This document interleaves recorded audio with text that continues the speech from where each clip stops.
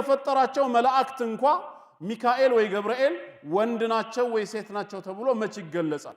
መንፈሳዊ ፍጡራኖች ስለሆኑ እንዴት አምላክ ወንድ ይባላል? ታዲያ ኢሳ ሰው ስለሆነ አይደለም እንዴ ወንድ ልጅ የተባለው? ደግሞስ ምን ይሰራለታል ይሄ መሳሪያው? ለኛ የተፈጠረው ለሁለት ነገር ነው። ውሃ ከጠጣህ በኋላ ልትሸናበት ነው። ካልሆነም አላህ የደነገገውን ተፈጥሯዊ ህግ ትዳር በመመስረት ራስህን ልታስደስትበት ልታረካበት ነው። ሌላ ሚና የለውም። አምላክ ውሃ ጠጥቶ ሸና አይባልም፣ ወይ ትዳር መስርቶ ራሱን አስደሰተም አይባልም። ይሄ ለአምላክ የማይገባ ባህሪ ከሆነ የኢሳ ጾታ ወንድ መሆኑ ሰውነቱን አይጠቅምም ወይ እናንተ እንደምትሉት እኛን ሊያድነን ሰው ሆኖ ነበር በዛ ሰዓት የመጣው ከተባለ ይሄ አንድ አምላክ ራሱ ማለት ነው። ሰው ሆኖ ከመጣ ታዲያ አምላክ ሰው በነበረበት ጊዜ አምላክ የት ነበር ነው ጥያቄ። ምክንያቱም መለኮታዊ ክብሩን ትቶ ሰውን መስሎ የሰው ስጋ ለብሶ መጥቷል የሚል ምላሽ ይሰጠናል። ሰውን መስሎ የሰው ስጋ ለብሶ ከመጣ አዛታይም አምላክ የት አለ? ይሄንን እንዴት አድርገን ነው መረዳት የምንችለው? ጥቅሱ ግን ለኛ የሚያስተላልፈው መልእክት ወንድ ልጅንም ትወልጃለሽ ካላት ኢሳ ሰው ለመሆኑ ምንም ጥርጥር የለንም ማለት ነው። ስሙንም ኢየሱስ ትይዋለሽ፣ ጌታ አምላክም የአባቱን የዳዊትን ዙፋን ይሰጠዋል፣ በያዕቆብ ቤትም ላይ ለዘላለም ይነግሳል። የአባቱን የዳዊትን ዙፋን። ዳዊት ለኢየሱስ ምኑ ነው? አባቱ። እንደ መጽሐፍ ቅዱስ የዘር ሐረግ 28ኛ አያቱ ነው። ዘር ወደ ላይ ሲቆጠር ማለት ነው። እንዴት ሆኖ ነው አምላክ አያትና ቅድመ አያት የሚኖረው? ምክንያቱም መጀመሪያ ነው፣ ከማንም በፊት የነበረ ነው። እዚህ ጋር ግን እንዴት ተደርጎ ዳዊት አባቱ ወይም 28ኛ አያቱ ሊሆን ይችላል? ንግስናው ደግሞ በያዕቆብ ቤትም ላይ ይነግሳል። ያዕቆብ ማለት እስራኤል ነው። ለምን በእስራኤል ላይ ብቻ ተገደበ? የአምላክ ንግስና በሰማያትም በምድርም በመሐከላቸው ሁሉ ላለው ነው። ወሊላሂ ሙልኩ ሰማዋት ወልአርድ ወማ በይነሁማ። አላህ የሰማያት የምድር የመሐከላቸው ሁሉ ንግስና የኔ ነው እያለ ነው የሚናገረው። አላህ የአረቦች ንጉስ ነው ወይም የነጮች ንጉስ ነው ተብሎ አይገደብም፣ የሁሉ ጌታ ስለሆነ ማለት ነው። እንዴት ኢሳ ንግስናው በእስራኤል ቤት ላይ ብቻ ሆነ? ይሄም ጥያቄያችን ነው ማለት ነው። ኸይር፣ የመጀመሪያውን ነጥብ ስለ ኢሳ አፈጣጠር አጠር ባለ መልኩ ይሄንን ከተረዳን ወደ ሁለተኛው ነጥብ እንግባ። ሁለተኛው ነጥብ ኢሳ አለይሂ ሰላም የአምላክነት ባህሪ ነበረው ወይስ አልነበረው? እዚህም ላይ ቆይታ ያስፈልገናል። ቅድሚያ እንደጀመርነው የመጀመሪያውን ነጥብ ከቁርአን እንዳየነው አሁንም መጀመሪያ ከቁርአን ነው የምንመለከተው ማለት ነው። ኢሳ አለይሂ ሰላም የአምላክነት ባህሪ ነበረው ወይ? ጌታችን አላህ ኢሳ አምላክ እንዳልሆነ የአምላክነትን ባህሪ እንደሌለው በቁርአን ውስጥ በብዙ መንገድ ይነግረናል። ከነዚህ መንገዶች ውስጥ አላህ ካለ 5ቱን ወይ 6ቱን ብቻ እንመለከታለን። አንደኛ ኢሳ አለይሂ ሰላም አምላክ አለመሆኑን ቁርአን በምን መንገድ ይገልጽልናል? በጌታ አላህ እጅ ሊጠፋ የሚችል መሆኑን በመግለጽ በጌታችን በአላህ ሊጠፋ የሚችል መሆኑን በመግለጽ አምላክ አለመሆኑን ያስተምረናል። ሱረቱል ማኢዳ ቁጥር 17 በማዕራፍ 5 ሱረቱል ማኢዳ ቁጥር 17 ላይ لقد كفر الذين قالوا إن الله هو المسيح ابن مريم الله ማለት ራሱ የመርየም ልጅ አልመሲህ ኢሳ ነው ያሉ ሰዎች በርግጥ ከፈሩ ካዱ። ቁል በላቸው እነዚህን ሰዎች فمن يملك من الله شيئا እስኪ ማን ነው ከአላህ አንዳችን ነገር እንኳን ማድረግ የሚችል? إن أراد أن يهلك المسيح ابن مريم وأمه ومن في الأرض جميعا الله የመርየም ልጅ አልመሲህን እናቱንም መርየምንም በምድር ላይ ያለውንም ሁሉ ሊያጠፋቸው ከፈለገ ማን ነው ከአላህ ማዳን የሚችል? እስኪ ጠይቃቸው ይላል። ካንቀጹ ምን ተረዳን? ጌታ አላህ ከፈለገ ኢሳንም መርየምንም በምድር ያለን ሁሉ ምን ማድረግ ይችላል? ማጥፋት ይችላል። ከዚህ ጥፋት ከነሱ ላይ ሊከላከልላቸው የሚችል አንድም ኃይል የለም ማለት። በዛው ምን እንማራለን? የሚጠፋ ነገር አምላክ ሊሆን እንደማይችል እንማራለን። አምላካችን አላህ ጠፊ ሳይሆን ፊትም ያለ ኋላም ቀሪ ጌታ ነው። ስለዚህም ቁርአን ምን ይላል? ሱረቱ ረህማን 55ኛው ሱራ ላይ 26 እስከ 27 الرحمن ከ26 እስከ 27 كل من عليها فان ويبقى وجه ربك ذو الجلال والإكرام በርሷ በምድር ወለል ላይ ያለ ሁሉ ጠፊ ነው የሚቀር የለም የእልቅናና የክብር ባለቤት የሆነው የጌታ ፊት ብቻ ይቀራል ይላል ጌታችን አይጠፋም ስለዚህም ሱረቱል ቀሰስ 28ኛው ሱራ 88ኛው አየት ምዕራፍ 28 ቁጥር 88 ላይ ولا تدعوا مع الله إلها آخر ከአላህም ጋራ ሌላን አምላክ አድርገህ አትጥራ አትገዛ ለምን ኩሉ ሸይኢን ሃሊክ ኢላ ወጅሃ ነገሮች ሁሉ ከጌታችን በስተቀር ጠፊዎች ናቸው እያለ ነው የሚጠፋ ነገር ለአምላክነት አይበጅም ማለት ነው ዒሳን አላህ ሊያጠፋው ከቻለ እንዴት አምላክ ይሆናል ምክንያቱም የማይጠፋ ጌታችን አላህ አለ ስለዚህ ዒሳ አምላክ አይደለም ብለን እናምናለን ግልጽ ነው ይሄ አንደኛው ቁርአን ያስተማረን መንገድ ነው ሁለተኛ አምላክ አለመሆኑን እንዴት ነገረን ዒሳ ተመጋቢ መሆኑን በመግለጽ ይበላ ይጠጣ እንደነበረ በመግለጽ አምላክ አለመሆኑን አስተማረን የት ሱረቱል ማኢዳ ቁጥር 75 ላይ በሱረቱል ማኢዳ ምዕራፍ 5 ቁጥር 75 ላይ መልመሲህ ኢብኑ መርየም ኢላ ረሱሉን ቀድ ኸለት ሚን ቀብሊሂ الرسل አልመሲህ ከሱ በፊት እንዳለፉት መልእክተኞች እሱም ያለፈ መልእክተኛ እንጂ ሌላ አይደለም ወኡሙሁ ሲዲቃ እናቱም በጣም እውነተኛ ነበረች ካና ያእኩላን الطعام ሁለቱም ምግብን ይመገቡ ይበሉ ነበር ይላል ጌታችን አላህ انظر ተመልከት ይላል كيف نبين لهم الآيات كيف نصرف لهم الآيات አንቀጾችን እንዴት አድርገን እንደምናብራራላቸው ተመልከት ثم انظر أنا يؤفكون በድጋሚ ማስተውል ተመልከት ከተብራራላቸው እውነት እንዴት እንደሚሸሹ ይላል እዚህ ቦታ ላይ ስለ መሲሁ ሲነግረን ምግብን ይበላ ነበር ብሎ ነው ዝም ያለው ጌታችን አላህ ሌላ ነገር ላይ አልገባም ለምን እኛ የምናውቀው ነገር ነው ምንድነው እሱም ومن أكل الطعام احتاج إلى قضاء الحاجات ሰው ከበላ ከጠጣ ያ የበላውና የጠጣው ነገር ከሰዓታት በኋላ በሌላ መልክ ተቀይሮ ከሰውነቱ ሊወጣ ግድ ነው ይሄ የታወቀ ነገር ነው እኔ ጠጥቼ አልሸናም ማለት አልችልም በልቼ ቆሻሻዬን አላስወግድም ማለት አልችልም ታዲያ كيف يكون إلها من تحكمه ضرورات الطعام والشراب የምግብና የመጠጥ ስርዓቶች ሰውነቱ ላይ ተጨነውት እሱን የሚገዙት አካል እንዴት አምላክ ሊሆን ይችላል የሚል ጥያቄ ነው ያቀረበው ቢያንስ ለምግብና ለውሃ ስርዓት ተገዳጆች ነን በልተን ቆሻሻ ማስወጣት ግድ ነው ጠጥተን መሽናት ግድ ነው ዒሳ ይበላ ይጠጣ ነበር ተብሏል ማንንም ውሸት ሊል አይችልም ከበላ ከጠጣ ደግሞ ተከታዮቹም ነገር ይመጣሉ አምላክ ይሄን ያደርጋሉ ያለ ጌታችን በዚህ በኩል ይሄን አስተማረንና በሌላ በኩል ደግሞ እርሱ ግን የሚመግብ እንጂ የማይመገብ መሆኑን ደግሞ ይነግረናል ሱረቱል አንዓም ቁጥር 14 ላይ በምዕራፍ 6 ሱረቱል አንዓም ቁጥር 14 ላይ ቁል በላቸው أغير الله أتخذ وليا فاطر السماوات والأرض الله يسمعتنا يمدر فطاري هونو سال أني كسوچ رداتن كسوچ وابين جيتان فلقالله اندي بلاتشو وهو يطعم ولا يطعم السو فطرتاتن يميمجب لراسو ግን የማይመገብ ሆኖ ሳለ ይላል ጌታችን ተመጋቢ አይደለም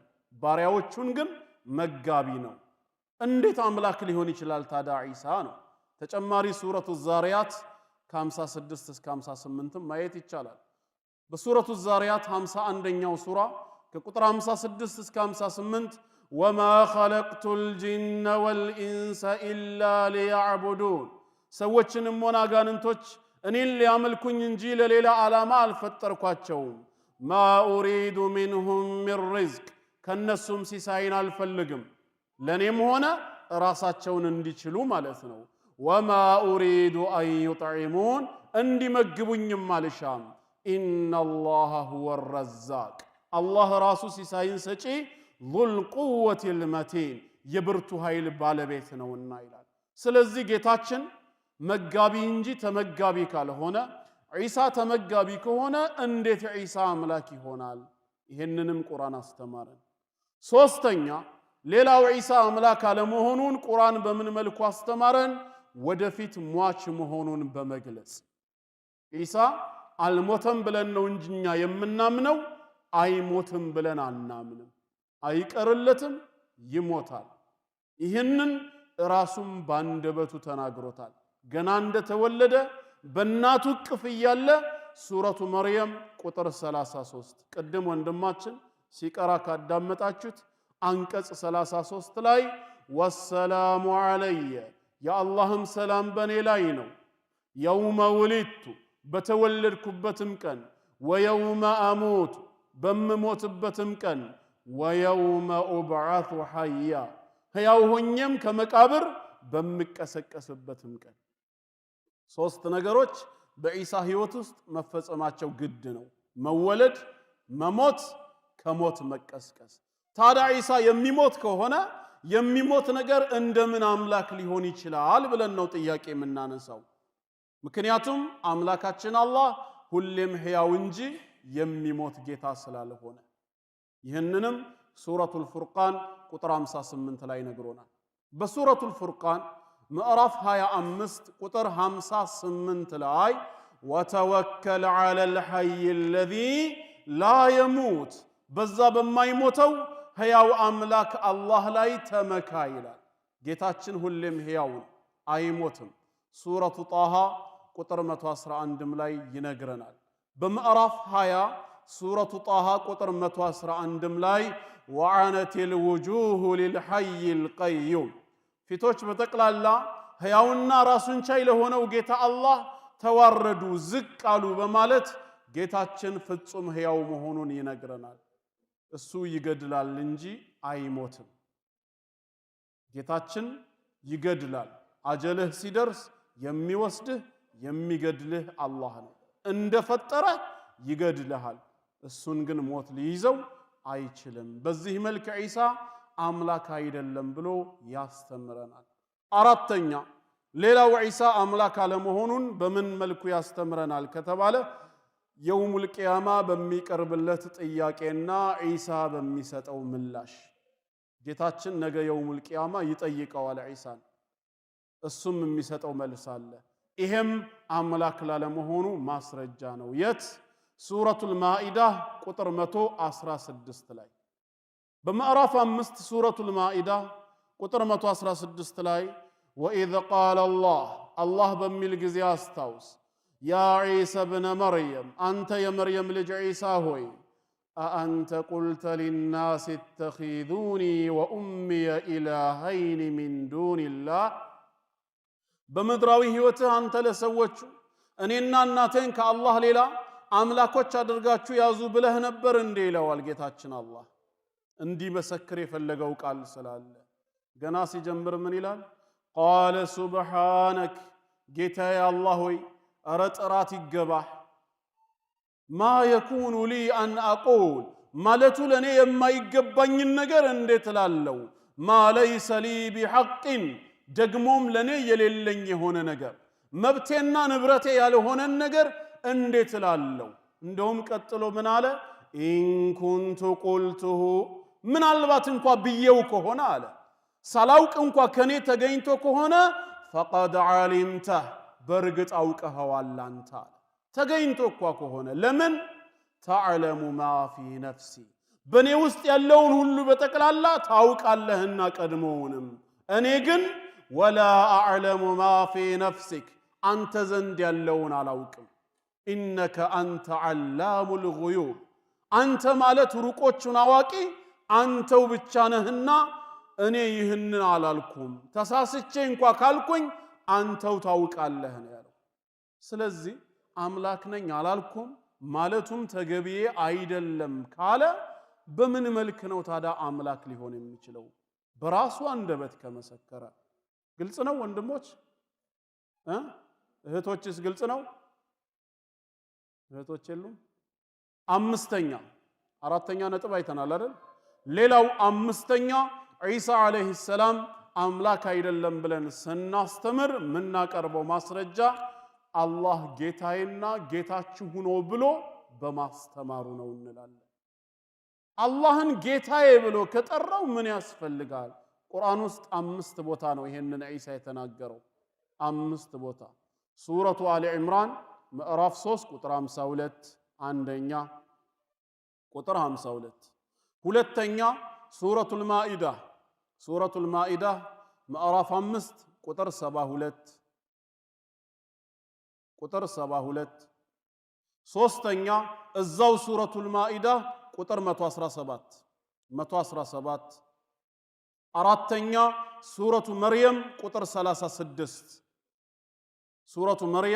36 አምስተኛ ሱረቱ ዙኽሩፍ ቁጥር 64 አጠቃላይ መልእክቱ ኢነላሃ ረቢ ወረቡኩም ፈዕቡዱህ አላህ ለኔም ጌታዬ ነው ለናንተም ጌታችሁ ነው ስለዚህ ተገዙት ሃዛ ሲራጡን ሙስተቂም ይሄ ቀጥተኛው መንገድ ነው አላቸው ይላል። በተለይ የሱረቱል ማኢዳ ቁጥር 72 ምንድነው የሚለው? ለቀድ ከፈረ الذين قالوا ان الله هو المسيح ابن مريم አላህ ማለት ራሱ የመርየም ልጅ አልመሲህ ዒሳ ነው ያሉ ሰዎች በርግጥም ከፍረዋል ክደዋል ካለ በኋላ وقال المسيح ግን እንዲህ አላቸው ያ በኒ እስራኤል እናንተ የእስራኤል ልጆች ሆይ اعبدوا الله ربي وربكم አላህ ጌታዬና ጌታችሁ ሲሆን እሱን ተገዙት ኢነሁ መን ዩሽሪክ ቢላህ እነሆ እኔንም ሆነ ሌላን አካል ጌታ በማድረግ በአላህ የሚያጋራ ሰው ካለ ፈቀድ ሐረመ አላሁ ዐለይሂ አልጀና አላህ በሱ ላይ ጀነትን በርግጥም እርም አድርጎበታል። ወማእዋሁ ናር የዚህ ሰው መጨረሻ መኖሪያው ጀሃነም እሳት ነች። ወማ ሊዛሊሚን ሚን አንሳር ለእንደዚህ አይነት በደለኞች ምንም ረዳት የላቸውም ነው ያለው ዒሳ ራሱ። ስለዚህ እንዴት አምላክ ይሆናል? ስድስተኛ የመጨረሻው በስድስት ላቁመው ብያለሁ። የሐዋርያቶቹ ምስክርነት። ሐዋርያቶች ዒሳን ምን ብለው ጠርተውት ነበር? ጌታችን በሱረቱል ማኢዳ ምዕራፍ 5 ቁጥር 112 ላይ ይነግረናል። ቁጥር 112 ላይ ወኢዝ ቃለ አልሐዋርዩን ሐዋርያቶችም ባሉ ጊዜ አስታውስ፣ የዒሳ ተከታዮች ያ ዒሳ ብነ መርየም አንተ የመርየም ልጅ ዒሳ ሆይ هل يستطيع ربك أن ينزل علينا مائدة من السماء ጌታህ ከሰማይ ማዕድን ምግብን ሊያወርድልን ይችላል እንዴ አሉ። ቃለ ኢተቁላህ አላህን ፍሩ አላቸው። እንደዚህ አይነት አደብ ያጣ ንግግር አትናገሩ። ኢን ኩንቱም ሙእሚኒን በርግጥ አማኞች ከሆናችሁ አላህን ፍሩ ብሎ መለሰላቸው። እዚህ ላይ ሁለት መልእክት እንረዳለን። የመጀመሪያው ሐዋርያቶች ሲጠሩት ያ ዒሳ ብነ መርየም አንተ የመርየም ልጅ ዒሳ ሆይ ነው ያሉት። የብነላህ የአላህ ልጅ ሆይ ብለው አልጠሩትም። ልጅነቱ የመርየም መሆኑን እነሱም ያውቁ ነበር ማለት ነው። አንድ ሁለተኛስ هل يستطيع ربك ጌታህ ይችላል እንዴ ያሉት። هل تستطيع አንተ ልታወርድልን ትችላለህ እንዴ አላሉትም። ጌታህ ሊያወርድልን ይችላል ወይ ካሉት ዒሳ ጌታ እንዳለው እንኳን ያምኑ ነበር።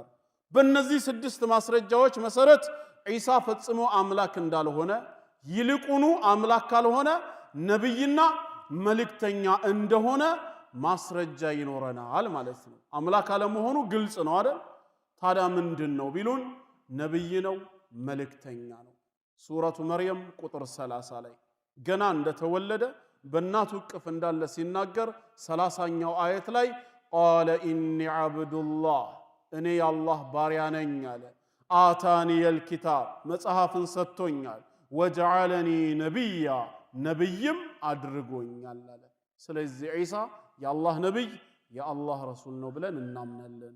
ይህን 6 ማስረጃ ከጌታችን ከአላህ ቃል ካየን 7ኛ ብለን ደግሞ ከመጽሐፍ ቅዱስ ጥያቄ እናነሳለን።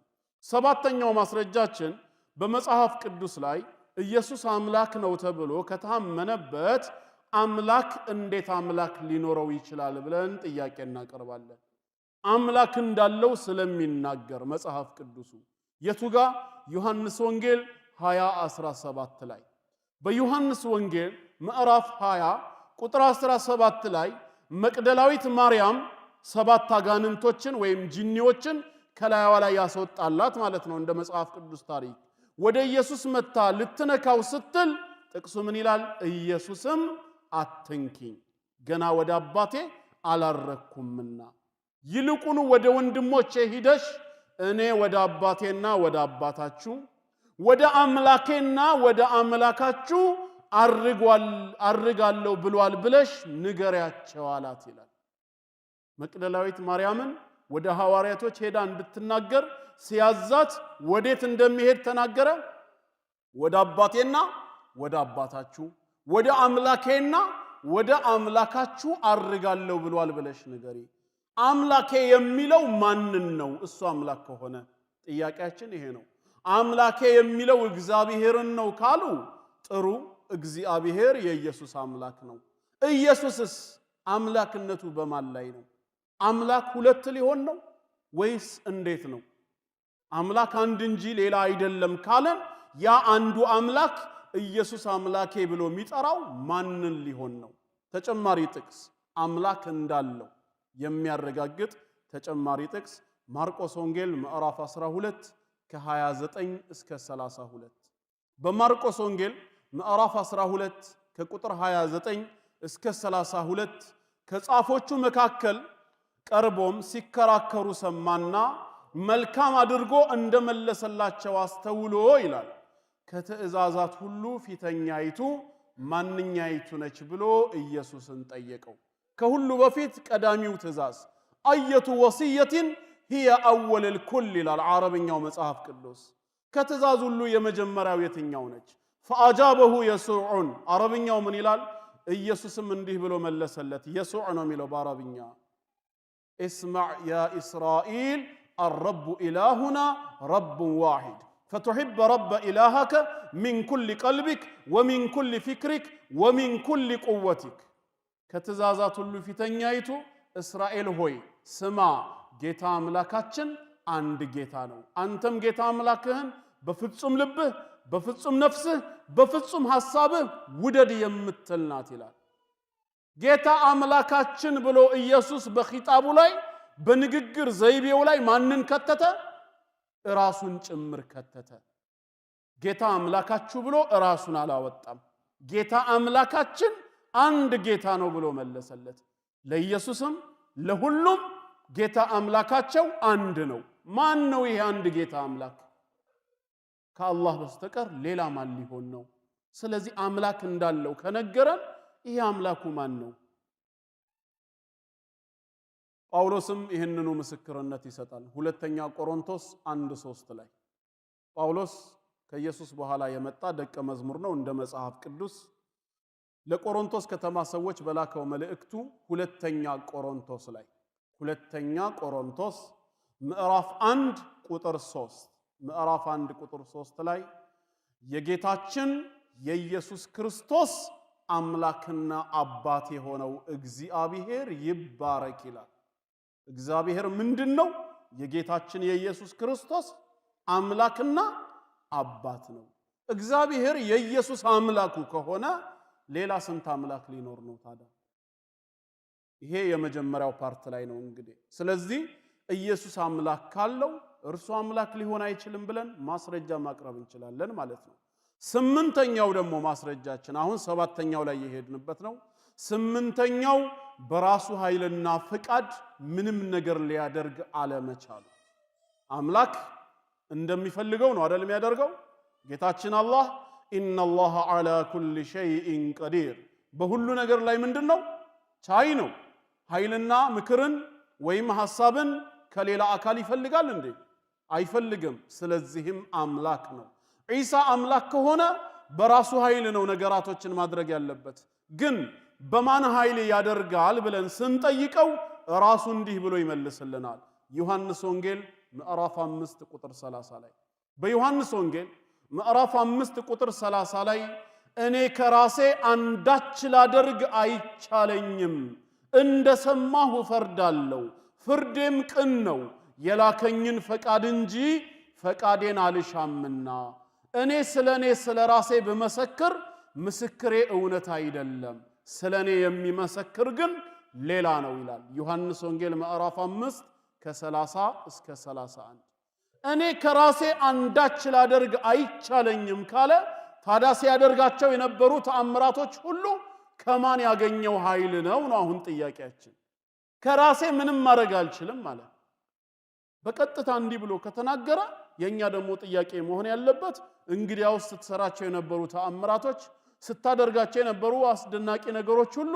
ከየት አመጣሃቸው ራሱ አሁንም ይመልስልናል ማቴዎስ ወንጌል 28:18 ላይ በማቴዎስ ወንጌል ምዕራፍ 28 ቁጥር 18 ላይ ስልጣን ሁሉ በሰማይና በምድር ተሰጠኝ ይላል ኢየሱስ ማን ሰጠው ተሰጠኝ ካለ ማን ነው ሉቃስ 10:22 ላይ በሉቃስ ወንጌል ምዕራፍ 10 ቁጥር 22 ሁሉ ከአባቴ ዘንድ ተሰጥቶኛል ይላል እግዚአብሔርን አባቴ ብሎ በመጽሐፍ ቅዱስ ይጠራዋል አሁን እንደ መጽሐፍ ቅዱስ ነው ጥያቄ የምናቀርበው ተሰጠኝ ካለ የራሱ ካልሆነ እሺ እንዴት አድርገን ነው አምላክ አድርገን የምንይዘው hatta በወቅቱ ተአምርን ሲሰራ ያዩት ሰዎች እንኳን የሰራውን ሳይሆን ችሎታ የሰጠውን አምላክ ሲያመሰግኑ ነው የምንመለከታቸው በመጽሐፍ ቅዱስ ላይ እናም የራሱ የሆነ ኃይል የራሱ የሆነ ፈቃድ ከሌለው የላከውን ፈቃድ የሚጠይቅ ከሆነ እንዴት ሆኖ አምላክ ሊሆን ይችላል በራሱ ኃይል የለውምና ይሄም ለኛ 8ኛ ማስረጃ መሆን ይችላል ማለት ነው ግልጽ ነው